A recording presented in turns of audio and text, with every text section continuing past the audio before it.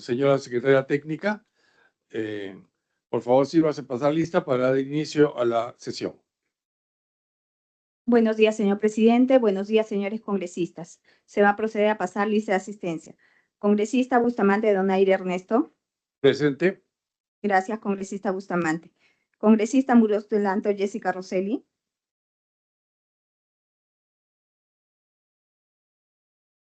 Congresista Muros Dulanto Jessica Rosselli. La vemos conectada, vuelvo a llamar. Congresista Heidinger Ballesteros Nelsi Lidia. Buenos días, presente. La congresista Nelsi Lidia. Buenos días, presente. Gracias, congresista Heidinger Ballesteros. Se consigna su asistencia. La congresista Muros Dulanto, a través del chat de la plataforma de sesiones, consigna su asistencia. La congresista Alba Prieto María del Carmen presentó licencia a través del oficio 571-2025-2026-MCAP/CR de fecha 24 de febrero del 2026. Congresista Flores Ruiz Víctor Seferino.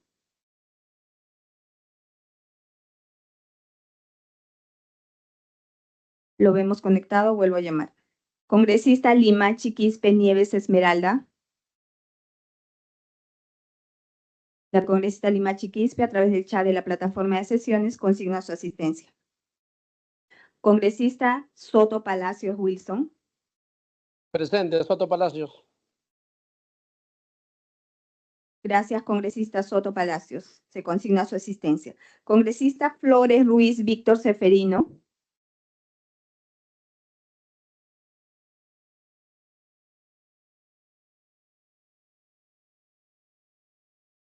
Señor presidente, han contestado a la lista de asistencia 5 señores congresistas. Cuente usted con el quórum reglamentario. Muchas gracias. Señor presidente, buenos días. Víctor Flores Ruiz, presente, por favor. Sí, por favor. Buenos días, Víctor. Por favor, consignar la asistencia del congresista Flores Ruiz. Muy amable, presidente. Buenos días. Buenos días, gracias. Entonces, con la asistencia de suficientes congresistas para establecer quórum, y siendo las 9:20 del 25 de febrero del 2026, y a través de la plataforma virtual Teams, así como de esta sesión en la sala Bedoya Reyes del Congreso de la República, me es grato dar inicio a la 9ª sesión extraordinaria de la Comisión Especial de Seguimiento de la Incorporación del Perú a la Organización para la Cooperación y el Desarrollo Económicos, OCDE, para el periodo legislativo 2025-2026. Siendo esta una sesión de carácter extraordinaria, conforme se citó, damos paso directo a la estación de orden del día. Estimados colegas, tenemos programado en orden del día la presentación y exposición de la directora general del Hospital Nacional Víctor Larco Herrera y su equipo que lo acompaña, a quienes presentaremos luego, quienes van a disertar sobre la situación de la salud mental en el país y los alcances de una política de prevención, en concordancia con los estándares y recomendaciones de la Organización para la Cooperación y Desarrollo Económicos, OCDE. Saluda la sesión. Damos la bienvenida a nuestros distinguidos invitados, la doctora Yudy Soraya López Arias. Ella es directora general del Hospital Nacional Víctor Larco Herrera. Asimismo, está presente el doctor Carlos Bromley Coloma. Él es distinguido médico psiquiatra y encargado del equipo técnico de la Dirección de Salud Mental. También nos acompaña Ana María Samayoa Torres, quien es jefa del Departamento de Hospitalización del Hospital Víctor Larco Herrera. Los invitados han sido citados para disertar sobre la situación de la salud mental en el país dentro del marco de los alcances de una política de prevención en concordancia con los estándares y recomendaciones que hace la Organización para la Cooperación y Desarrollo Económicos, OCDE u OECD, respecto de los diferentes países que constituyen esta organización. Como todos sabemos, la OCDE es una organización que consiste de 38 países actualmente. Hay 6 países que están activamente aspirando a pertenecer a la OECD desde hace varios años. Perú es uno de ellos.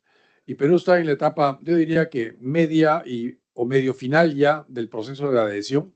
Quizá estamos a 2 años de lograr la adhesión. De los 25 grupos de trabajo que se han formado, hay 7 que ya han pasado el check, vamos a decir, de lo que significa cumplir con los requisitos para la adhesión a la OECD. El sector salud es uno de ellos, no como sector salud, sino como grupo de trabajo de salud. Y dentro del grupo de trabajo de salud están todos los aspectos que corresponden a este campo tan transversal como es la salud pública. Y nos ha interesado destacar el tema de la salud mental, que es un aspecto de la salud pública donde hay falencias y carencias y falta de estímulo realmente a los profesionales que se encargan de llevar a cabo esta importante especialidad. Entonces, por eso hemos invitado a estos distinguidos profesionales del Hospital Arco Herrera para que nos puedan ilustrar sobre estos temas. Así que no sé si usted tiene una presentación. ¿Sí? Perfecto. Entonces, le damos la palabra al doctor Carlos Bromley primero, Sí. para que, por favor... Gracias, señor congresista. Buenos días. Saludo del señor ministro de Salud, que ha sido ratificado ayer por el presidente para continuar en el cargo, y siempre dispuestos a contribuir en todo lo que sea necesario en el tema de la adhesión del Perú a la OCDE, que es una meta largamente comprometida. Estamos seguros que en 2027 lo vamos a lograr. Los diferentes temas relacionados a salud los venimos avanzando y creemos que vamos a cumplir. La doctora López, directora del Hospital Arco Herrera, tiene la presentación sobre cómo está la salud mental en el país. Muchas gracias. Gracias, doctor Bromley. Bien, tiene la palabra entonces la doctora Judy López Arias. Por favor, doctora. Muchas gracias, congresista Bustamante. Buenos días con todos. Abordaremos la situación de la salud mental enfocada también en las acciones de prevención que se vienen realizando por parte del Ministerio de Salud. La siguiente, por favor. La salud mental. La siguiente, por favor. La salud mental es fundamental, en realidad no es un lujo, es una necesidad y es un componente esencial de la salud general y el bienestar y debe ser accesible para todos sin excepción. La siguiente, por favor. A nivel mundial, la siguiente.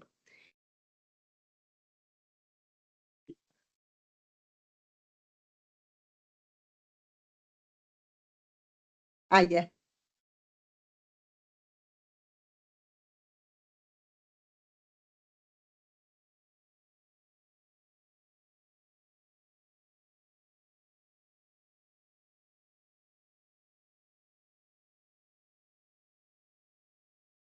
Ahí. A nivel mundial, la proporción de la población con trastornos mentales es aproximadamente 12.26%. El Perú se encuentra en una proporción de 13.4%. Quiere decir que de 100 personas, 13 aproximadamente tienen trastornos de salud mental. La siguiente. En la encuesta ENDES del 2024 se abordaron 3 problemas principales de salud mental: la violencia, el consumo de alcohol y el episodio depresivo. La siguiente. Entre las personas de 15 años a más que fueron víctimas de violencia durante los últimos 12 meses del año 2023, se encontró 4.7% en promedio a nivel nacional. En la selva, como se puede ver, se encuentra el número más alto de casos de personas que fueron víctimas de violencia. Pero sabemos que más del 50% de mujeres de 15 a 49 años han sufrido violencia familiar alguna vez en su vida por parte del esposo o del compañero. La siguiente. En cuanto al otro punto que abordó Endes fue personas de 15 más años con trastornos por consumo de alcohol, ¿no? En el Perú, en promedio nacional, hay un 3.9% de personas que tienen problemas de consumo de alcohol. Estando en la región de la costa, el mayor número de personas que tienen problemas con el alcohol. La siguiente, por favor. Entre las personas de 15 más años de edad con episodio depresivo, se encontró en el 2023 que 10.9% de personas tienen o tuvieron un episodio depresivo, ¿no? En la región que más casos tiene fue la región de la Sierra. La siguiente, por favor. Estos 3 problemas son solamente una parte de los problemas de salud mental que se manejan y que se presentan en nuestro país, ¿no? En esta gráfica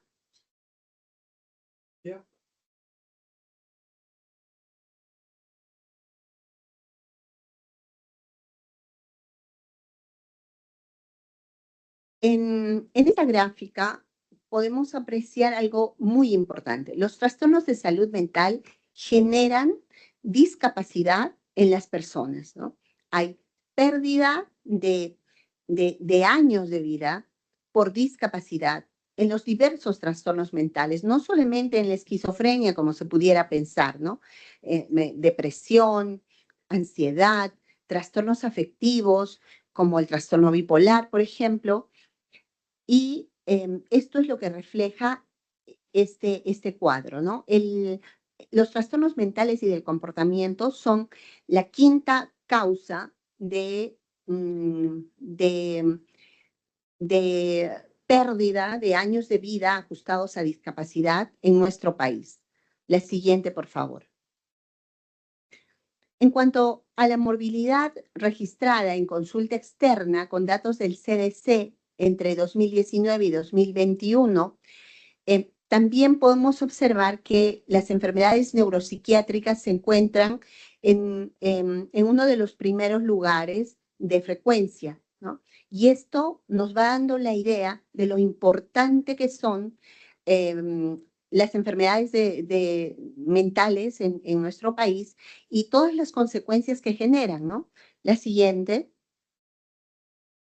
Entonces, aquí en cifras que nos pueden graficar mejor cómo está la situación actual de salud mental. 5 de cada 10 mujeres son víctimas de violencia psicológica, física o sexual.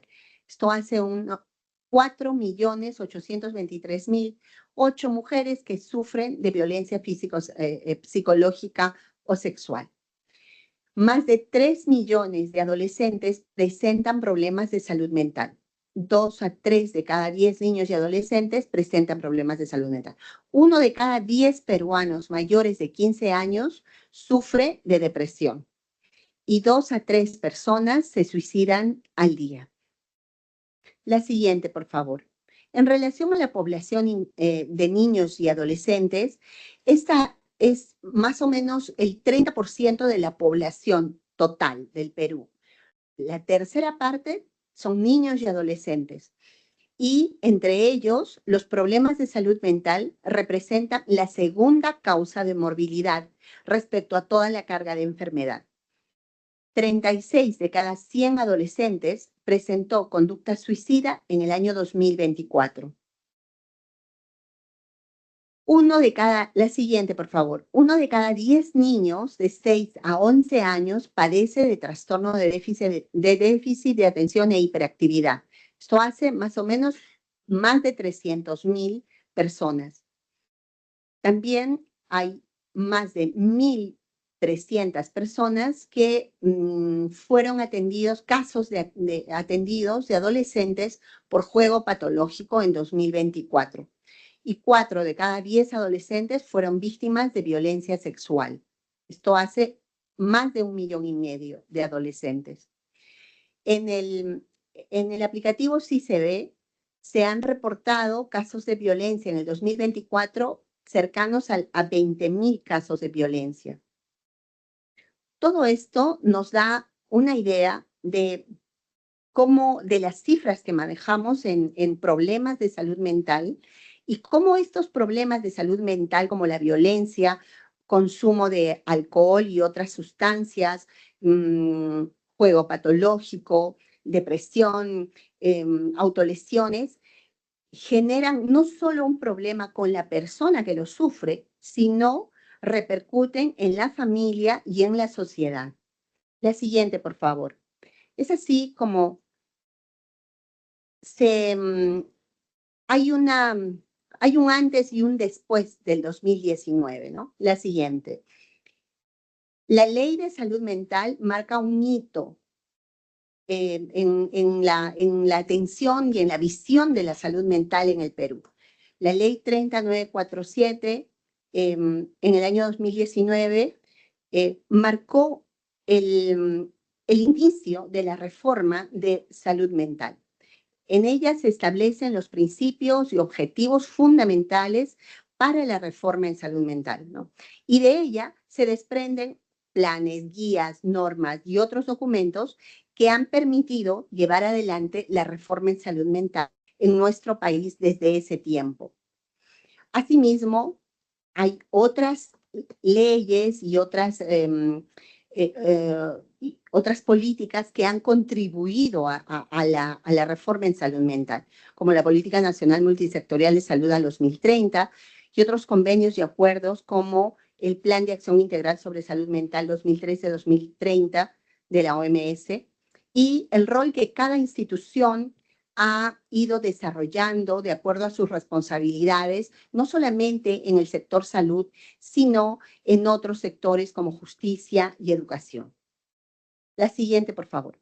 En relación a la ley 3947, su reglamento y otras leyes que se han ido dando, podemos apreciar que hay todo un marco normativo que se ha desprendido de ellas, que regula, orienta el desarrollo de las actividades en prevención y en atención de salud mental que se están desarrollando en nuestro país. La siguiente, por favor. La ley 30947 se rige por ciertos principios transversales que guían todas las actividades, ¿no? La accesibilidad en primer lugar, porque se tiene que garantizar el acceso de todas las personas. Estos servicios de salud tienen que ser de calidad. Por lo tanto, otro principio es la calidad. La cobertura sanitaria universal, que está en más del 70% actualmente. La confidencialidad, que es un derecho de cada persona atendida por salud mental. Los derechos humanos que deben respetarse en todas las personas, de todas las procedencias, de todas las edades. La dignidad que también debe observarse en cada persona. Equidad, igualdad, inclusión social, ciclo vital, que es uno de los principios muy importantes, ya lo veremos, y la interculturalidad y multisectorialidad. Nuestro país es un país pluricultural y uno de los principios aborda esto. La siguiente, por favor. Entonces, las prioridades en salud mental para el Ministerio de Salud, de acuerdo a la ley, son el cuidado de la salud mental en poblaciones vulnerables, la implementación de servicios de atención de salud mental comunitaria y un modelo de atención de salud mental comunitaria como eje estratégico de la política pública de salud mental. Basándose en eso, se han desarrollado a lo largo de estos años muchas acciones en este sentido. La ley, la siguiente por favor, la ley 3947 ha generado un cambio de paradigma en la atención de personas con problemas de salud mental, ¿no? Hemos pasado de pensar en un enfermo mental a considerar a un ciudadano que tiene necesidades de cuidado de salud mental. Hemos pasado de pensar del médico psiquiatra o del psicólogo a un equipo interdisciplinario que se haga cargo de este problema, de la contención de un síntoma a la recuperación total o a la mejor recuperación posible de la persona, del abordaje en un hospital psiquiátrico a redes de atención comunitaria en un territorio definido, de la exclusión social a la inclusión social y al respeto de los derechos de las personas, y del objeto de la intervención a la participación y movilización social. La siguiente, por favor. Entonces, desde el año 2015 hasta el 2026, tenemos 305 centros de salud mental comunitaria en todo el Perú. La siguiente, por favor. Y hay otros servicios de salud mental comunitaria que se han estado desarrollando a lo largo de los años. Por ejemplo, los equipos de atención de salud mental calle, que se cuentan con 4 equipos, los equipos de atención de salud mental móvil, que tenemos 7 equipos, las unidades de hospitalización de salud mental y adicciones en hospitales de atención general, las USMAS, que actualmente están en 52, los hogares protegidos que del 2017, que eran 6, ahora el 2024 son 94 hogares protegidos, cuya función es acoger a las personas en un ambiente más familiar y no institucionalizarlas, ¿no? Como antes se creía que se debía hacer. Tenemos establecimientos no especializados con profesionales de psicología, lo cual facilita la accesibilidad de las personas con problemas de salud mental, y que al año 2025 están en 1.764. Y servicios de salud mental en establecimientos penitenciarios que se han implementado entre el año 2024 y 2025 en número de 6. La siguiente, por favor. En esta tabla podemos ver el número de casos atendidos por problemas de salud mental de acuerdo a sexo y grupos de diagnóstico. Como se puede observar, la variación entre el 2024 y el 2025 no es muy grande, pero hay cosas que resaltar. Por ejemplo, que en mujeres los trastornos neuróticos, trastornos relacionados con el estrés, son la mayoría, ¿no? Eso es algo que no sucede tanto en varones. En varones, los trastornos del desarrollo psicológico y los trastornos emocionales y del comportamiento que aparecen en la infancia y en la adolescencia son más frecuentes, ¿no? Los casos. Las lesiones autoinfligidas no se han incrementado en gran número entre el 2024 y 2025, están entre 6.500 casos aproximadamente. En total, en el año 2025 se han atendido 1.761.990 casos. Esto es lo que se refleja en el gráfico inferior, ¿no?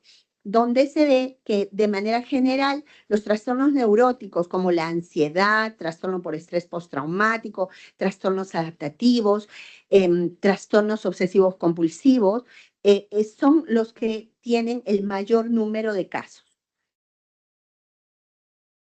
En la siguiente diapositiva apreciaremos las atenciones por problemas de salud mental en establecimientos de salud del MINSA, gobiernos regionales, según grupos de diagnóstico y sexo también, ¿no? De igual modo, las atenciones, el mayor número de atenciones está entre los trastornos neuróticos y trastornos relacionados con el estrés, siempre en mayor cantidad en mujeres que en varones. De hecho, son las mujeres las que más solicitan atención en salud mental, ¿no? Las atenciones se están trabajando como un indicador de la OCDE en el Ministerio de Salud y se viene desarrollando. El total de atenciones al 2025 fue 5.204.973 atenciones. La siguiente, por favor. En esta diapositiva se puede ver un resumen de cómo es el modelo para el cuidado de la salud mental en cada territorio en las redes integradas de servicios de salud. En el centro está el Centro de Salud Mental Comunitaria, ¿no? Que coordina con los diversos actores como centros de salud, unidades de hospitalización en salud mental y adicciones, en hospitales, en un flujo de ida y vuelta, porque se deben hacer referencias, contrarreferencias, etcétera. El Centro de Salud Mental Comunitario brinda servicios de atención a niños y adolescentes, servicios de atención a adultos y adultos mayores, servicios de atención en adicciones y servicio de participación y movilización comunitaria. Asimismo, el Centro de Salud Mental Comunitario coordina con los hogares protegidos y las residencias protegidas y los centros de rehabilitación psicosocial y los centros de rehabilitación laboral. La siguiente, por favor.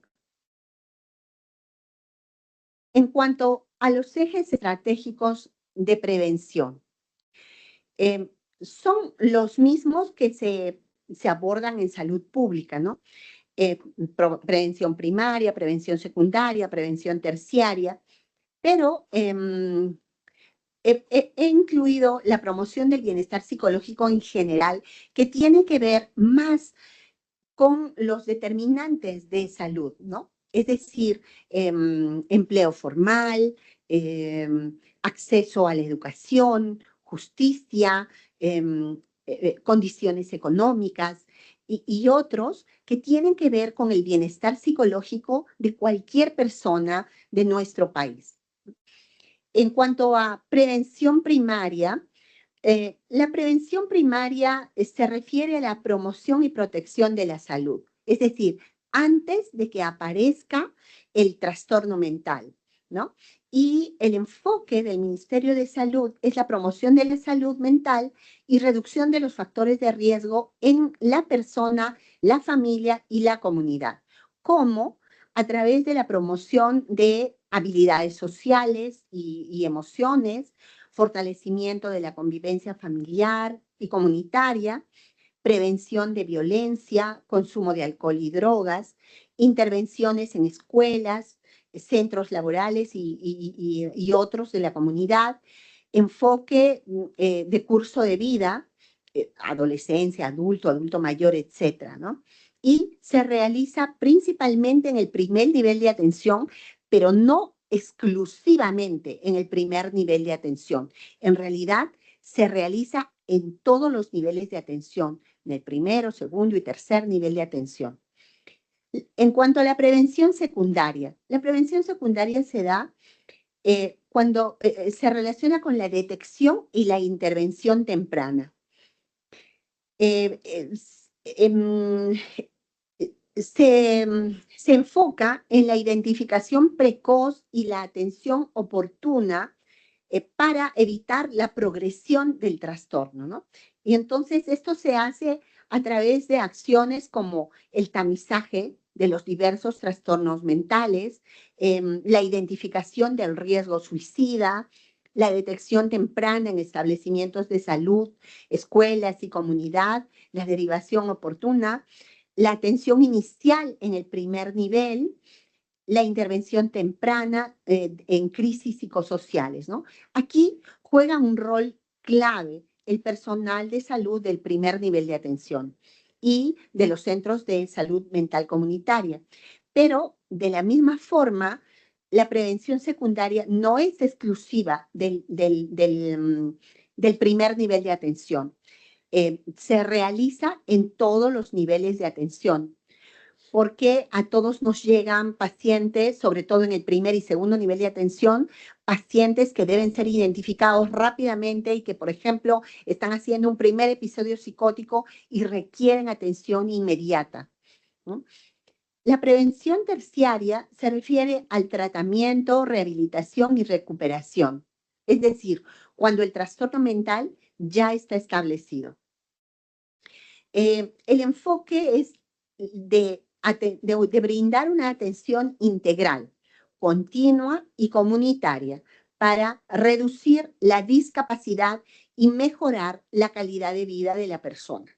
Y entonces, las acciones que están enfocadas en esto son el tratamiento farmacológico oportuno, completo, el tratamiento psicoterapéutico, la rehabilitación psicosocial, el seguimiento continuo del usuario, porque muchos de los trastornos mentales tienen un curso crónico, la reinserción familiar, social y laboral, y la coordinación con redes de apoyo comunitario, ¿no?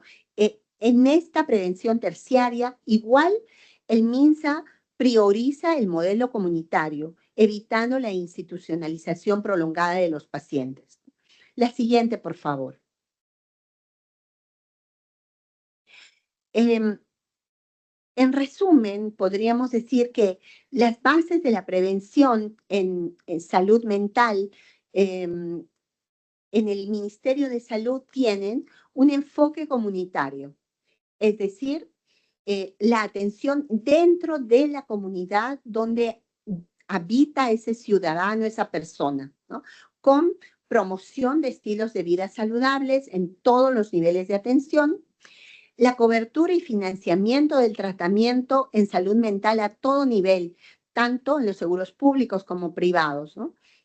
Y la atención primaria, intersectorial, tamizaje adecuado, prevención, todo lo que ya hemos hablado, ¿no? Otro punto importante en la prevención en salud mental son los determinantes sociales, ¿no? Que son condiciones que afectan directamente a la situación de salud de una persona o de una comunidad y se deben abordar estructuralmente, ¿no? Entonces, tenemos las situaciones económicas de pobreza, como ya dijimos, acceso a la educación, a la justicia, a la salud, empleo formal, etc. Entonces, todo esto contribuye a mejorar el bienestar de las personas. Otro punto básico para la prevención en salud mental es la atención integral, ¿no? Siempre que abordamos a un paciente en el primer nivel de atención o en el segundo nivel de atención, la atención debe ser integral. Es decir, se debe abordar todos los problemas del paciente de manera holística. Y luego la atención por curso de vida, ¿no? Esto es importante porque las personas van cambiando a lo largo de las etapas de su vida y sus necesidades de atención también van cambiando de acuerdo a la etapa de vida. Entonces, para que las intervenciones sean eficientes y eficaces, es mejor hacer la atención por curso de vida. Y luego, bueno, el financiamiento, ¿no? Tenemos el programa presupuestal 131 que se enfoca en el control y la prevención en salud mental y está dirigido a personas, comunidades, con énfasis en la intervención por curso de vida.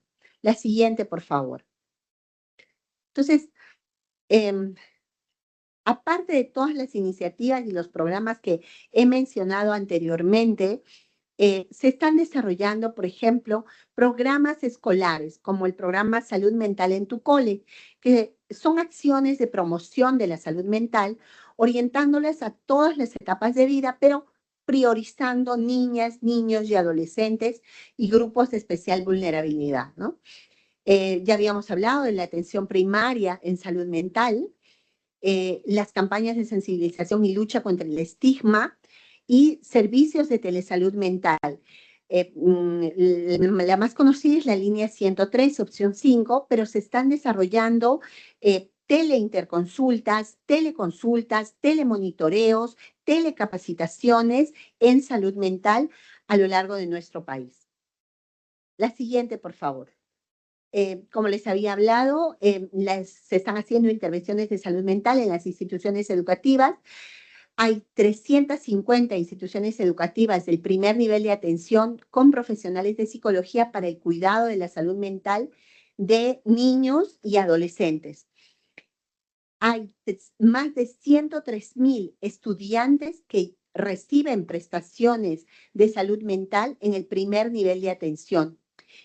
50.400 madres, padres y cuidadores de niños y adolescentes con conocimientos en parentalidad positiva.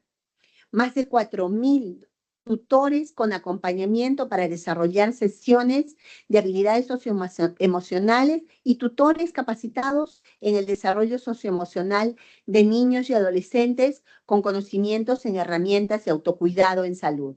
La siguiente, por favor.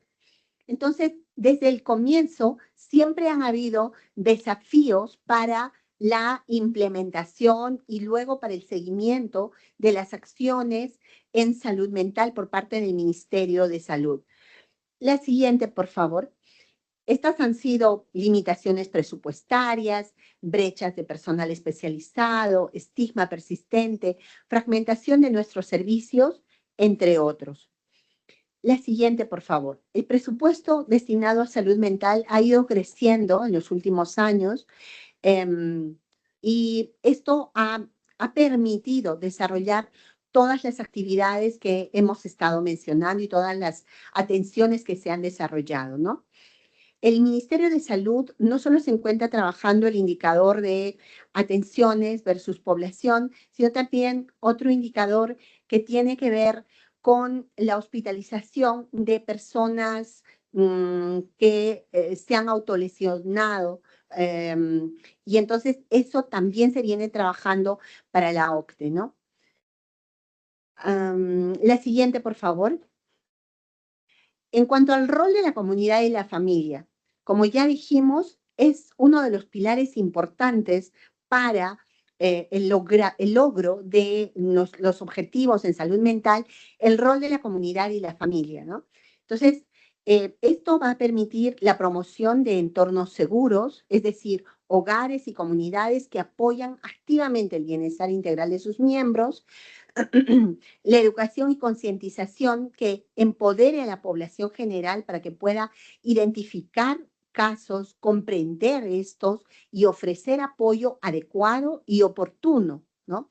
Esto es muy importante porque todavía tenemos casos de personas que han estado con sus familias, no han sido tratadas, llegan a los hospitales ya sumamente deteriorados en su funcionamiento y entonces por eso es importante que la sociedad esté educada en temas de salud mental. Grupos de apoyo, ¿no?, que facilitan la conexión y el intercambio de experiencias y el apoyo mutuo entre pares y la participación ciudadana en general, ¿no?, para incorporar activamente la voz y las perspectivas de los usuarios y sus familias en las decisiones. En este sentido, hay un fomento de la participación de usuarios y familiares en la siguiente, por favor, en las decisiones sobre la salud mental, ¿no? Hay asociaciones de familiares constituidas formalmente, otras que no, son asociaciones que están constituidas de hecho, pero son más de 230 asociaciones que existen actualmente en nuestro país, en cada una de las regiones.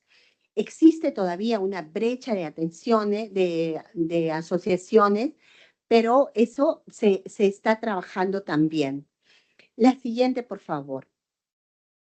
Finalmente, es importante que sigamos considerando a la salud mental como un tema de prioridad nacional, que sepamos que todos tenemos una responsabilidad, principalmente los actores sociales que tienen autoridad y responsabilidad, y que no debemos olvidarnos que cuando estamos invirtiendo en salud mental, en realidad estamos invirtiendo en el bienestar de nuestra población.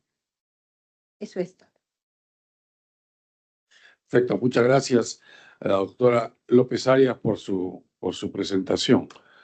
Muchas gracias. No sé si el doctor Bromley quiera hacer alguna participación también, por favor. Sí, gracias, señor congresista. Efectivamente, en los últimos 15 años, la salud mental en nuestro país ha comenzado a cambiar a dar un giro de 180 grados. Antes de esa cantidad de años, la atención en salud mental estaba centralizada en los hospitales psiquiátricos, en el Hospital Arco Herrera, en el Hospital Hermilio Valdizán y en el Instituto Nacional de Salud Mental Honorio Delgado y Deio Noguchi. Con la ley de salud mental a la que la doctora López ha hecho referencia en el año 2019, se ha fortalecido la implementación de centros de salud mental comunitaria en la comunidad. Estos centros son de carácter ambulatorio, no hay hospitalización y se brinda una atención centrada en la persona, la familia y la comunidad. Actualmente tenemos ya 305 y trabaja no solamente con aspectos biológicos de los problemas de salud mental, sino también con los determinantes sociales. Eso es un paso importante. Y también la hospitalización para casos extremadamente extremos. Ahora ya no solamente se pueden hacer en los hospitales psiquiátricos, sino también en los hospitales generales. Estamos implementando unidades de hospitalización en salud mental y adicciones en los hospitales generales, como el 2 de Mayo, el OAIS, el Cayetano Heredia, el María Auxiliadora. Ya tenemos a nivel nacional 52 unidades de hospitalización en estos hospitales, para que nuestra población no se desplace a los hospitales psiquiátricos. Ahora ya ellos pueden atenderse en el seno de su comunidad. Tenemos en todas las regiones. Entonces, con los centros de salud mental comunitaria en la comunidad, 305 a nivel nacional, y con las unidades de hospitalización breve en los hospitales generales, hay un cambio de paradigma. Se va cada vez más fortaleciendo el sistema de atención comunitario. Esto nos permite ponernos de cara a cara con el reto de la OCDE, que implica una mayor atención a los problemas de salud mental de la población. Esto nos ha permitido al momento, como bien se ha mostrado en las cifras, ya tener alrededor de 1.800.000 personas, casos atendidos de personas con problemas de salud mental por año a nivel nacional y más de 11 millones de atenciones por todo concepto en salud mental. Cada vez nos acercamos más. Lo que antes era pues un porcentaje de 10-15% de atención, ahora ya estamos más del 30% de atención a esta población. Y si sumamos el seguro social, las Fuerzas Armadas y Policiales y la actividad privada, llegamos al 40%. Esto significa que la salud mental en el país, en lo referente a la atención de las personas con problemas de salud mental, se está incrementando. Estamos recuperando la salud mental de la población afectada. Pero no solo eso, sino también, y tal como se ha mencionado, estamos ahora ya ingresando a otros sectores. Tenemos el plan de salud mental en Tucole, en el cual estamos ya con psicólogos en los colegios, cumpliendo una antigua norma que emitió el propio Congreso de la República, que establecía que por cada colegio debería de haber por lo menos un psicólogo.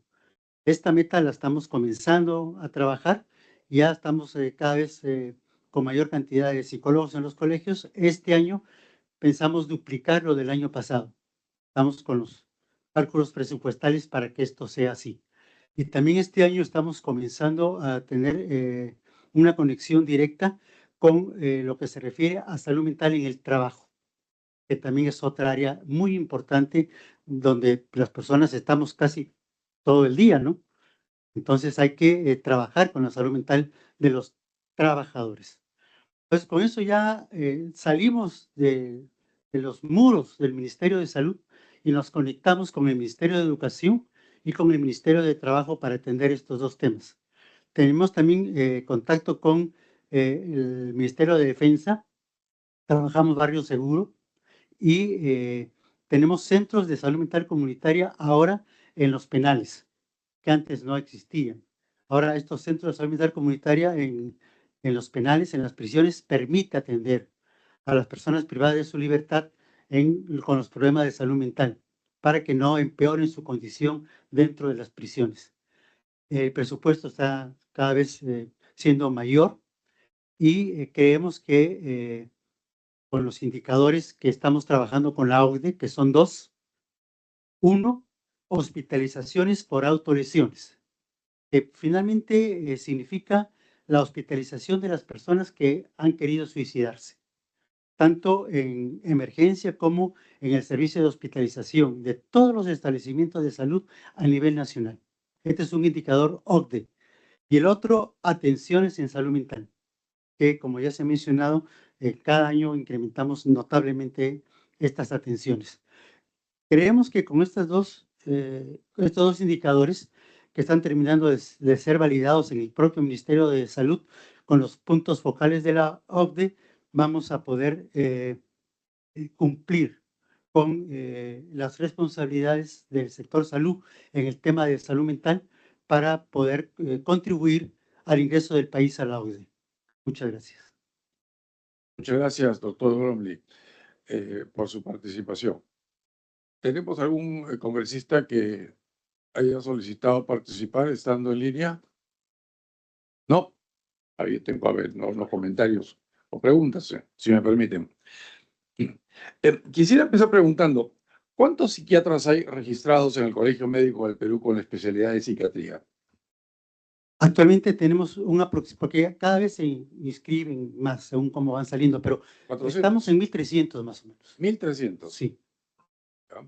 ¿Y hay algunas subespecialidades dentro de la psiquiatría? Sí, tenemos la subespecialidad de niñas, niños y adolescentes, nuestros psiquiatras infantiles y adolescentes.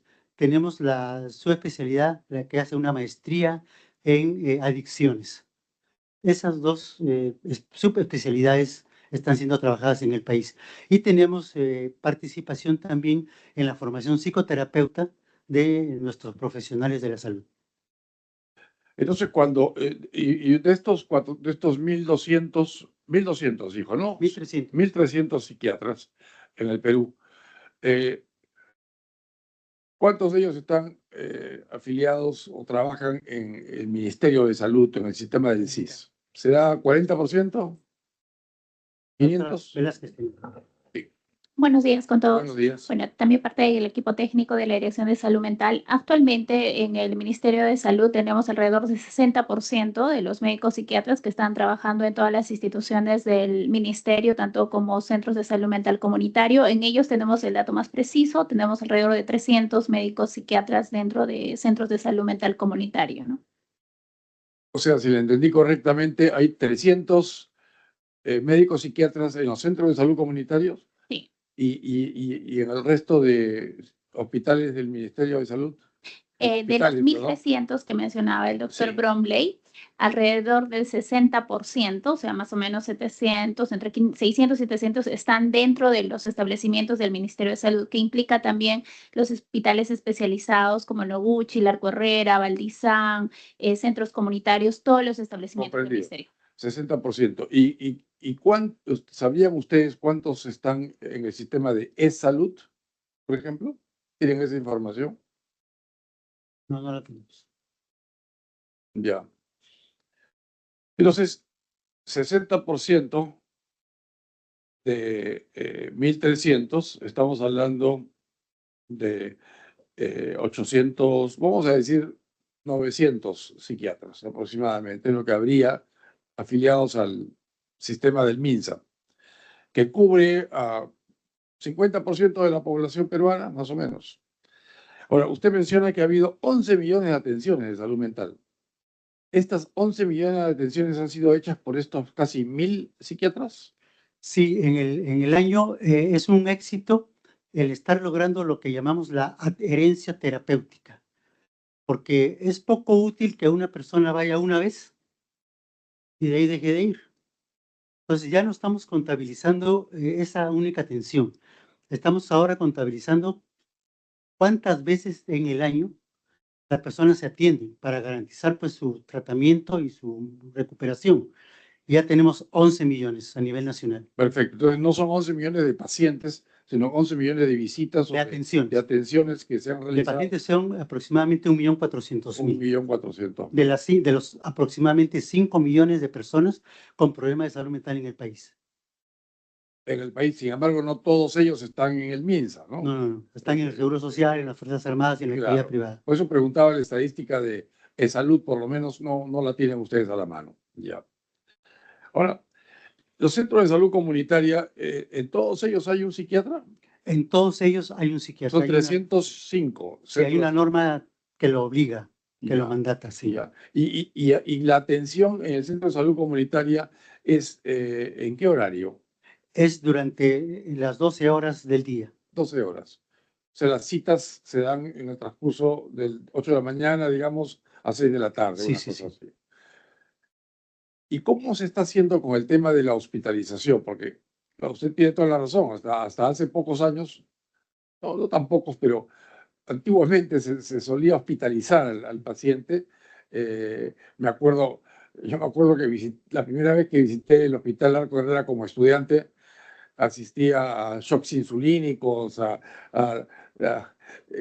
maneras bastante bruscas, vamos a decir, de tratar. Yo me imagino que eso ya no se usa, por lo menos de manera general, ¿no? Sí, shock insulínico, por supuesto los shocks eléctricos, pero cosas que que hoy día no están en el bagaje de la terapia psiquiátrica, pero ¿cómo se está haciendo con la población que antes requería hospitalización? ¿Hay adherencia al tratamiento farmacológico como para que se justifique el que no haya hospitalización? ¿La persona realmente se incorpora plenamente a la sociedad? ¿Cuál es su lectura como, Sí, sin recurrir necesariamente a estadísticas, ¿no? Su lectura sobre el tema. estamos cambiando el estigma. Antes se consideraba que la persona que tenía un problema de salud mental era irrecuperable, que no había tratamiento posible que le permitiera reincorporarse a sus actividades de la vida cotidiana, en su familia, en el trabajo, en el colegio, la universidad. Eso ya no es así. Ahora las personas con problemas de salud mental pueden recuperarse al 100% en su funcionalidad, que es diferente que curarse. Porque realmente la curación, doctor, usted lo sabe, pues es muy, muy rara. O sea, curar significa nunca más volver a tener lo que tuve, ¿no? Y sea para muy pocas patologías físicas y mentales. Entonces ahora se habla de recuperación total, que es la que le permite a la persona vivir como cualquier otra persona, que no tenga un problema de salud mental. Esa es la idea. Y para lograr esto, se ha tenido que trabajar insistentemente con la población de larga estancia en los hospitales psiquiátricos. Yo he sido 7 años director del Hospital Arco Herrera en la década del 90. Y ahí teníamos más de 700 pacientes. Ahora hay 333. ¿Por qué? Porque el paciente ya se puede recuperar. Hay tratamientos, psicoterapias que le permiten no tener que estar institucionalizado. ¿Cuántos tenían en los 90? 700. 700. Y ahora con más población general hay 300. menos de la mitad Sí. ¿Por qué? hospitalizados. Porque la idea no es institucionalizarlo, sino que viva como vivimos todos, ¿no? Es posible. Se ha logrado en el mundo. Sí, yo visité el Hospital Arco Herrera, creo que hace 2 años, y vi la sala de hospitalización. Ahí están generalmente pacientes con esquizofrenia severa, ¿no? Situaciones que requieren hospitalización necesariamente. Pero, por ejemplo, cuando uno ahora va a los Estados Unidos, encuentra en las calles a personas que están afectadas por el uso, por ejemplo, Fentanilo. claro, fentanilo básicamente, o drogas que están mezcladas con fentanilo, entonces el paciente inadvertidamente se hace adicto al fentanilo, no habiendo querido, ni siquiera sabiendo que estaba tomando fentanilo. Bueno, el hecho es de que estas personas están clasificadas como pacientes mentales. Y una de las políticas que quiere cambiar el presidente Trump, según escuché en una locución hará 2 o 3 semanas de él, es que quiere volver a construir manicomios en Estados Unidos. Las instituciones de salud mental deben volverse a abrir, según su opinión, y según la opinión del ministro de Salud Kennedy en Estados Unidos, ¿no? Que no es precisamente un buen vocero de la salud, pero sin embargo está ahí, ese es su papel ahora como ministro. ¿Qué opina usted de ¿Es eso aplicable al Perú también? Estuvimos al tanto de estas declaraciones, sobre todo del doctor Kennedy, y las hemos seguido. Ha ido cambiando de opinión ya. ¿Por qué? Porque hay pues temas de derechos humanos, ¿no? O sea, nadie puede ser obligado a actuar en contra de su voluntad, a no ser que intervenga la autoridad judicial y con evaluación médica se pueda disponer qué hacer con esa persona. Pero y eso está en la ley de salud mental. Pero de no ser así, la persona tiene libertad de hacer con su vida lo que estime. Creo que es un tema que actualmente no ha encontrado en el mundo una respuesta única. Hay de las dos posiciones. Acá en el Perú, en la ley de salud mental, estamos implementando la hospitalización con consentimiento informado. Y si el paciente no desea internarse, no se le interna, pero tampoco se le abandona. Se trabaja con él conciencia de enfermedad para que logre entender él y la familia que necesita algún tiempo breve de hospitalización para estabilizarse y de ahí salir de alta y continuar con su vida. Ahora, al respecto de eso, justamente en la visita que hice creo que fue hace 2 años, al Hospital Arco Herrera, había algunos pacientes que tenían ahí años residiendo en el hospital, o sea, ya era su casa. ¿Eso es parte de un tratamiento moderno de pacientes de salud mental? No, no es parte de un tratamiento moderno. Eso fue resultado de una realidad muy triste. Yo recuerdo que algunos niños y niñas que estaban en el puericultorio, que queda al frente del hospital, y que tenían algunas conductas que no iban con los estándares de comportamiento del puericultorio, los pasaron al Hospital Arco Herrera. En aquel entonces en el pabellón de hospitalización para niños y adolescentes en el Arco Herrera. Ahora eso ya no es posible. Y ahí crecieron. Se hicieron jóvenes, se hicieron adultos y algunos han muerto. Disculpe la interrupción, doctor Brownlee, pero a estos niños que pasaron del puericultorio al Hospital Arco Herrera, ¿los pasaron porque tenían problemas de salud mental o por asuntos de falta de espacio en el puericultorio? No, porque tenían problemas de salud mental. Tenían problemas. Sí, sí, sí. Ya. Y Se institucionalizaron en el hospital, se quedaron ahí. Ya. Tanto como otros que fueron llevados al hospital por sus familiares, por tener ciertamente crisis psicóticas, por ejemplo, se hospitalizaban, mejoraban, la familia nunca los visitaba y cuando eran dados de alta no se les podía dar de alta porque la familia había dejado una dirección falsa. Entonces el servicio social buscaba a la familia por todo el país, a veces se conseguía ubicarlos, otras veces no. Los habían abandonado. Abandonados en el ¿Qué hospital. de los 333 pacientes que usted mencionó que existen hoy en el Hospital Arco Herrera, cuántos están en esa situación de abandono? ¿Cuántos están ahí de pensionistas, vamos a decir, y no en un sistema fluido de ingresos y salidas, ¿no? Un aproximado del 70% de los pacientes. 70% de los pacientes están ahí residiendo, ocupando una cama de manera permanente casi. Efectivamente, por temas de que los han abandonado.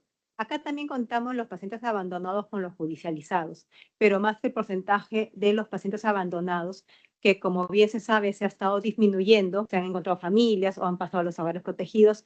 A la fecha aún hay este tipo de amenaza de los familiares de querer abandonar al paciente. Cuando una persona en salud mental tiene un diagnóstico y recae, a veces tiene que internarse para estabilizar. De los centros de salud mental comunitarios lo detectan. Entonces nos lo refieren al paciente, llega a la emergencia, los atendemos. En algunos casos con la atención de primeros auxilios psicológicos, baja la crisis y no tiene que internarse y en otros no. El internamiento en emergencia es de un promedio de 3 días, más o menos, y se da el alta. Y aquí ya empezamos a notar que muchas veces viene el familiar y no quiere retirarlo. Hemos tenido momentos de llamar a la policía para que el familiar se anime a retirarlo inclusive, y ahí ya empieza la sospecha del abandono. Y a veces también por las patologías o la necesidad pasan al internamiento de estancia aguda, que en un promedio de 38 días el paciente ya está rehabilitado para ir a casa, y acá también tenemos un porcentaje de familiares que a veces no desean retirarlo. y se prolonga el internamiento. Hemos tenido internamientos prolongados de los 38 días hasta 100 días en el convencimiento y más que en el convencimiento, en el abordaje a la familia para que acepte el paciente y finalmente lo retire para evitar que quede institucionalizado como los otros pacientes. Claro, y estos pacientes, o sea, de 333, 70% de manera rápida, son 200 pacientes Así es. que en realidad ya han sido dados de alta, pero nadie se los lleva y no hay cómo dejarlos. Están ocupando camas y en realidad no están necesitando hospitalización. Efectivamente. Porque una cosa es si necesitaran hospitalización y hubiera un tema de plazos, yo lo comprendo, pero no es así. Ya están, entre comillas, libres de poder integrarse, quizá con tratamiento farmacológico, visitas frecuentes de rutina, pero no tienen por qué ocupar una cama. ¿No debilita eso el sistema de tratamiento? Porque le quita 70% de los recursos. En este caso, el Hospital Arco Herrera, me imagino que en el Noguchi y en el Valdizán tienen problemas similares. No creo que sea un caso específico del Arco Herrera.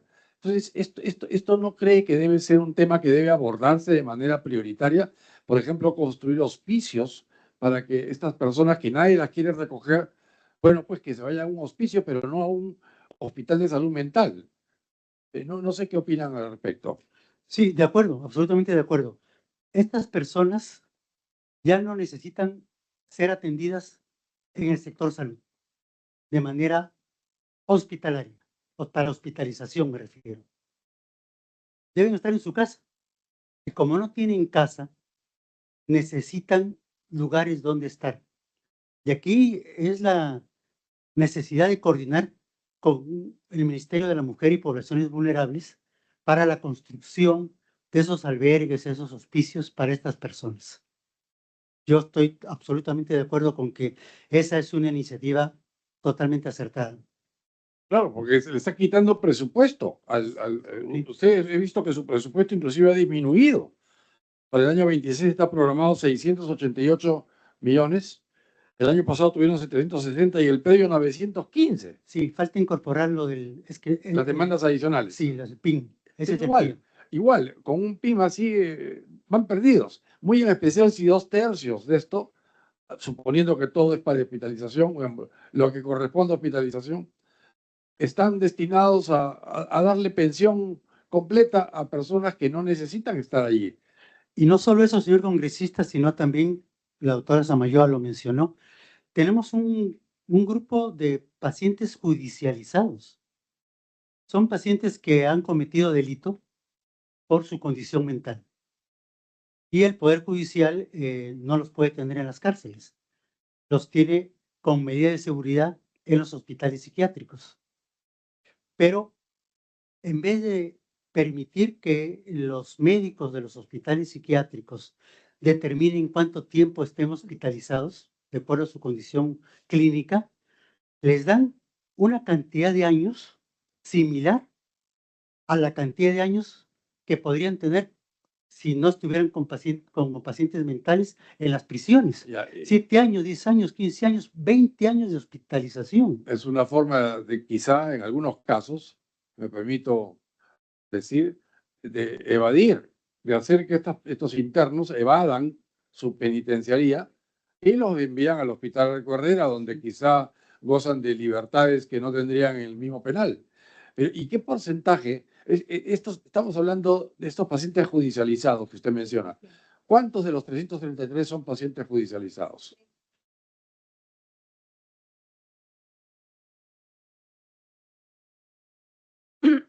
Ya. Tenemos más o menos el 10% de todos nuestros pacientes son judicializados. Tenemos 30, no, el 10% no, el 1%. 36. Tenemos 36 pacientes judicializados. ¿no? 10%. Sí, más o menos, sí, 10%. ¿Y eso es aparte del 70% que no se los llevan a su casa? Está dentro. Sí. Está 70. dentro. O sea, Está dentro del el 70, ok, te vamos a redondear las cosas así. 60% de los pacientes es gente abandonada por sus familias, no se los quieren llevar. Sí. Y ustedes porque no sé por qué no los ponen afuera en la puerta con su maleta, ¿por qué no hacen eso? Lo- ¿Qué es lo que haría cualquier clínica privada, no? Sí, lo que, tienen los lo que derechos humanos. pasa es que el Hospital Víctor Larco Herrera tiene una larga trayectoria y proviene de un albergue. O sea, el hospital era una colonia Asilo La Magdalena. El antiguo manicomio de Lima era. Antiguo manicomio, exacto. Entonces, viene de esa visión manicomial, ¿no? Que se dio por décadas durante el siglo pasado, ¿no? Y que recién está cambiando. Entonces, los 300 pacientes son un rezago de esa época y no pueden ser dados de alta porque se quedarían en la calle. Entonces, durante tantos años se han quedado, como dice el doctor Bromley, han hecho su vida en el hospital, ¿no? Muchos de ellos tienen décadas viviendo en el hospital, de manera que van a tener que o ser trasladados a un albergue, ¿no? Si es que se construyera una residencia para ellos, porque en realidad son pacientes que ya sus cuadros psicopatológicos están compensados. O sea, de medicación psicopatológica, de medicación psiquiátrica, reciben muy poco, solamente para mantenimiento. Claro, digamos que se están haciendo los locos. ¿Ah? No, en realidad no. Más que todo, ellos tienen problemas de salud física, ¿no? Por su edad, por ejemplo. Tenemos un pabellón donde tenemos adultos mayores y los principales problemas de estos adultos mayores no son los psiquiátricos, son los problemas físicos, ¿no? Claro. Y sociales, claro. Claro.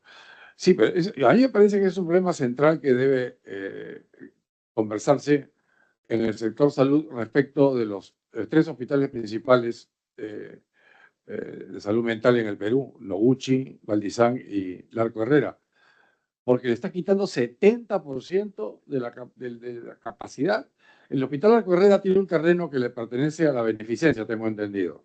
Y ustedes entiendo que están todavía peleando por el tema de la titularidad, no les permite construir, pero la pregunta es, si ustedes van a querer utilizar el argumento de necesitamos este terreno para construir, cuando le saquen en cara que el 70% de sus pacientes no deberían estar allí, pues ¿para qué quieren construir? Le van a decir, ¿no?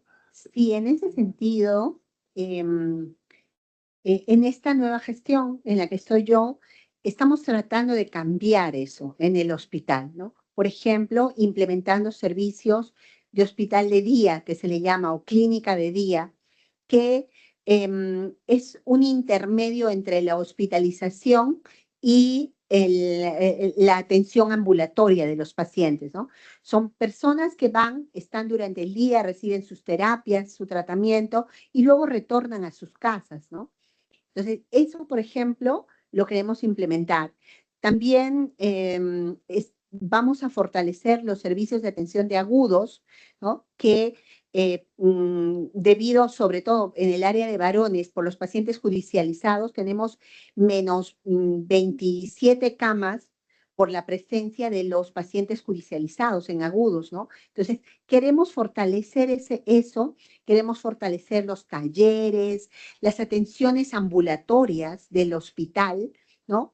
Y estamos cambiando también esa forma de ver la hospitalización en psiquiatría, ¿no? Que la gente se ha quedado mucho con eso en la mente, ¿no? Que te van a amarrar, te van a hacer cosas, o sea, todo eso lo estamos tratando de trabajar, por ejemplo, en el hospital, en el pabellón de agudos se está implementando una sala de calma para no tener que sujetar físicamente a los pacientes, sino invitarlos a contenerse y ayudarlos y aprender a contenerse ellos mismos, ¿no? O sea, como hospital estamos tratando de mejorar y de cambiar y de alinearnos a la visión que tiene la salud mental actualmente, ¿no? Sobre los pacientes judicializados, deben ser como 36, 40, según lo que me han mencionado. Usted me dice que quien califica que el paciente se quede años en el hospital hasta quizás cumplir su condena es el juez y no le asignan eso a un profesional de la salud. ¿Eso está en qué? ¿Está en el Código Penal? ¿Está en qué norma está eso para cambiarla? Eso tiene que existir. Quien debe decidir cuánto tiempo se queda en el hospital de salud mental un paciente judicializado es un médico, no es el juez. En mi Está opinión. en el Código Penal, hay un artículo que especifica que esta medida de seguridad de hospitalización puede durar hasta el tiempo que debió durar si no estuviera hospitalizado, que no se ha logrado modificar. Pero eso lo determina el juez. Lo determina el juez y que es contrario a la ley de salud mental. Contrario a lo que pasa en el resto del planeta. Así es. Así, en otras partes del mundo no es así. La ley de salud mental establece que una junta médica del hospital que evalúa a la persona puede determinar si se sigue quedando en hospitalización o es dado de alta, pero no se ha logrado todavía. Nosotros vamos a estudiar ese tema porque nos gustaría quizá modificar el Claro que no. artículo del Código Penal que corresponda a ello, porque no me parece correcto. Me parece que allí habría algún tipo de abuso. Quizá algunos, no voy a decir todos, algunos de estos pacientes no requieren estar tantos años, el equivalente a su pena, y de ahí salen libres y a su casa, ¿no? No. En realidad esto debe revisarse. Debe ser, como usted dice, lo que dice la ley de salud mental, que es que sea una junta médica y no la voluntad original, inicial, primaria del juez, ¿no? Bien, yo quería pasar brevemente a otros temas. Es fascinante, me parece este tema. Disculpe que me esté extendiendo en mis preguntas, pero a falta de preguntas de mis colegas, las puedo hacer yo. Gracias. Sobre el tema de la calificación de salud mental, ustedes hablaron de los determinantes de la salud mental. O de la no salud mental, vamos a decir, ¿no? Hablaron de pobreza, desempleo, marginación social, ausencia de paz, por ejemplo, en países que están en guerra.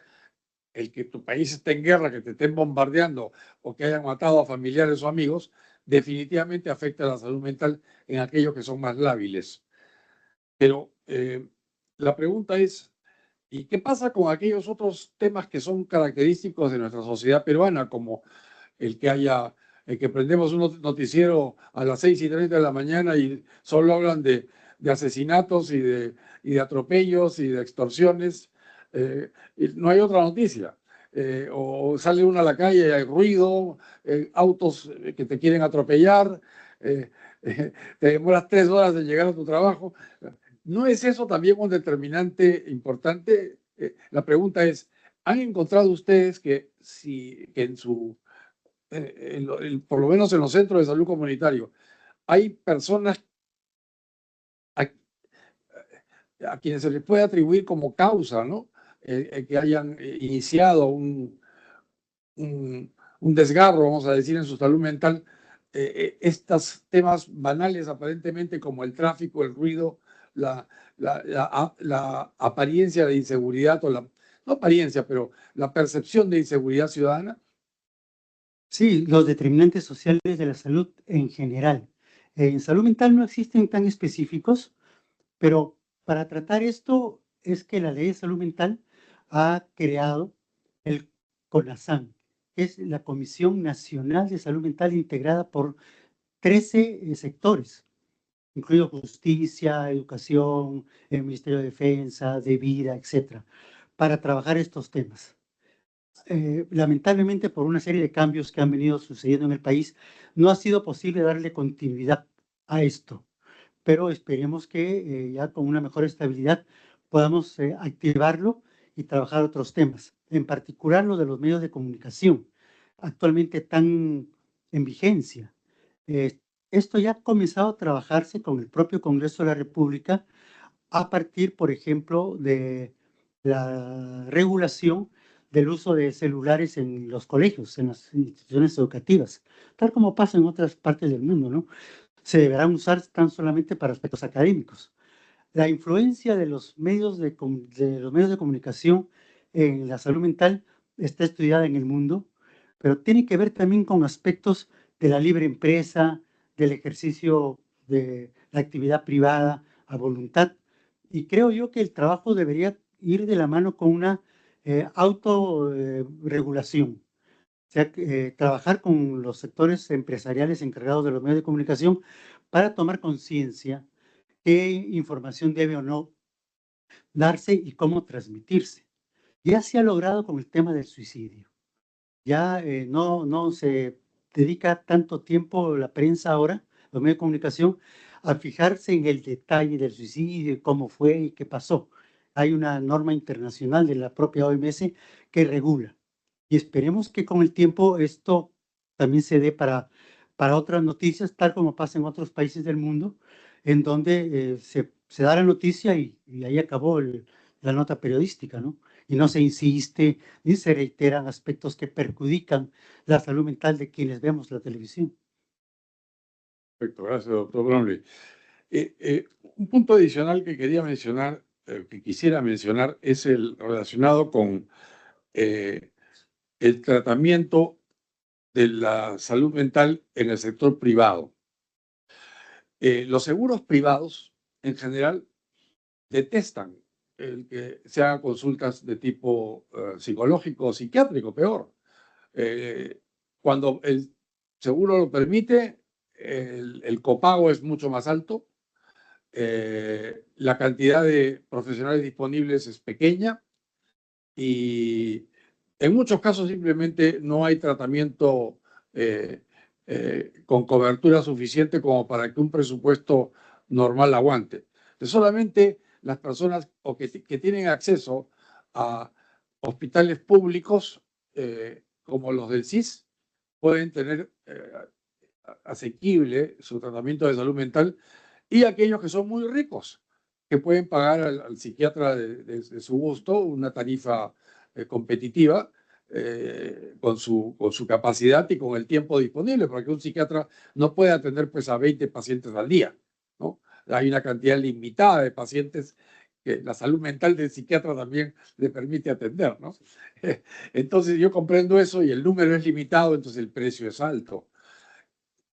¿Qué se puede hacer para que los seguros privados puedan asumir un poco más el tema de la salud mental como parte de las consecuencias, de las consecuencias de ser un ser humano en la sociedad moderna, ¿no? La salud mental no es algo que vaya a ser erradicada, no es como la polio o la viruela, no se puede erradicar.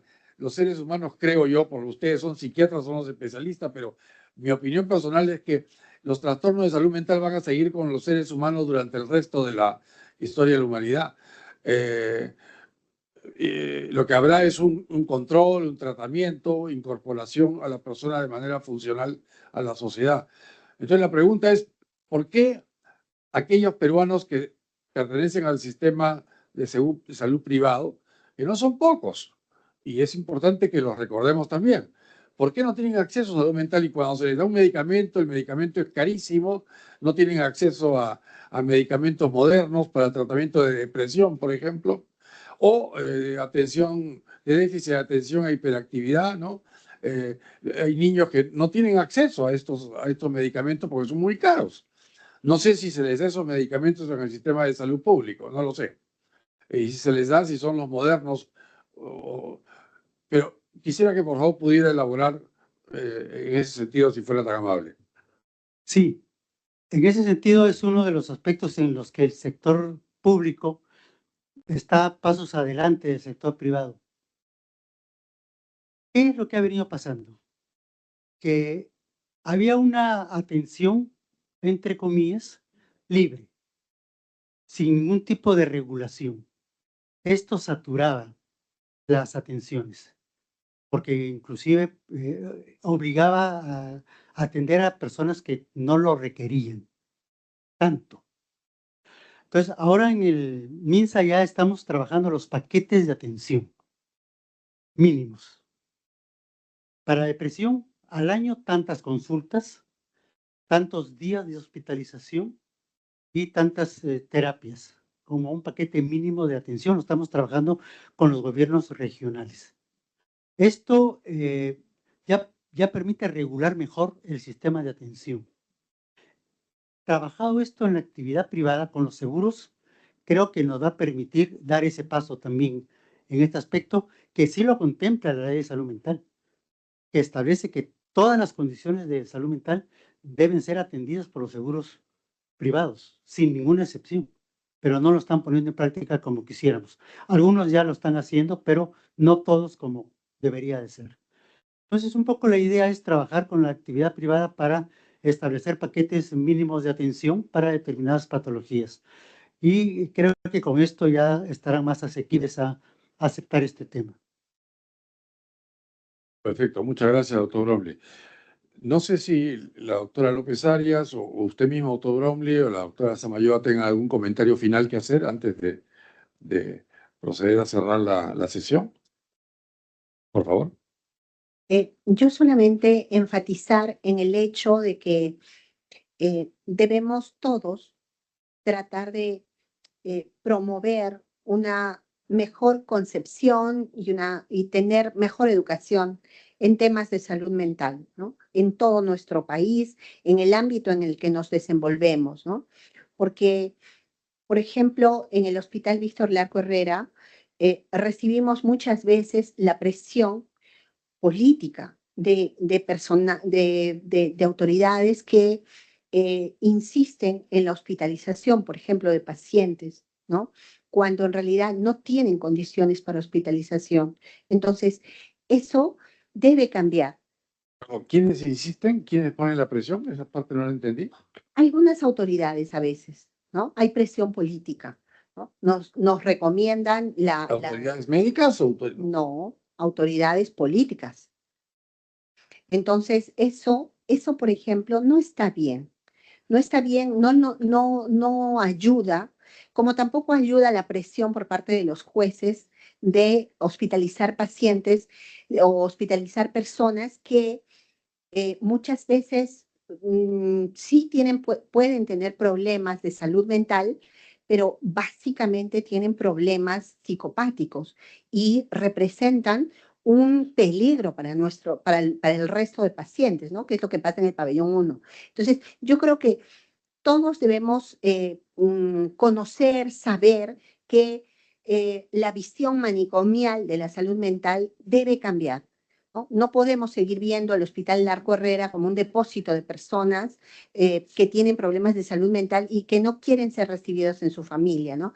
Por eso que también en nuestro hospital se están desarrollando programas de trabajo con la familia para concientizarles y para ayudarles a recibir a los pacientes cuando son dados de alta, ¿no?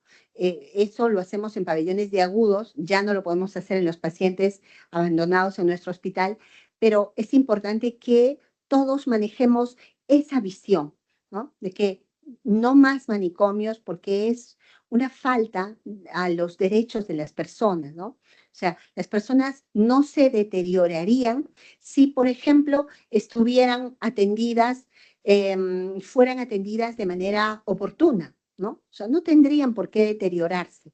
Y a eso está encaminada la ley de salud mental y las actividades que realiza el MINSA en el primer nivel de atención, ¿no? Es decir, que las personas que, por ejemplo, entran en depresión rápidamente sean atendidas y reciban el tratamiento, como decía el doctor Bromley. En el sector público manejamos medicamentos de primera línea, muy buenos medicamentos, ¿no? Que probablemente las personas no podrían comprarlos, no podrían adquirirlos, pero a través del CIS se les brinda estos medicamentos para que estén bien, ¿no? Entonces, yo creo que es eso, que nos eduquemos más en temas de salud mental. Eso nada más.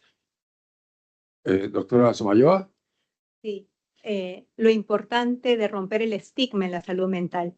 No solamente lo vemos en una crítica, en una propaganda, en un comercial como el doctor Bromley. Usted mismo lo ha dicho, ¿no?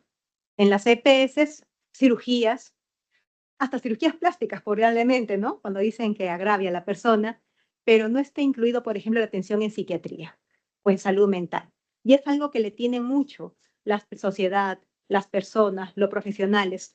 Recordemos que estamos en un proceso de adhesión a la OCDE, en donde pedimos tener comportamientos de países desarrollados, mejora la población, mejora la violencia.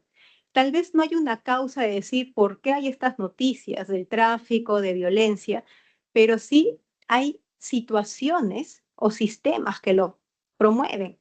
Y acá es muy importante saber el abordaje con la familia. Las familias saludables inevitablemente van a generar sociedades saludables y por ende permiten el desarrollo también del país.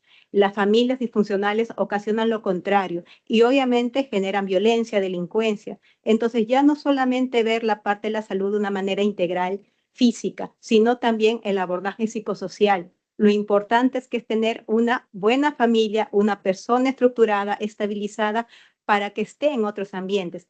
Y en ese sentido también trabajar la salud mental en la parte intersectorial. No solamente el Poder Judicial, sino también la parte de la educación, que es muy importante.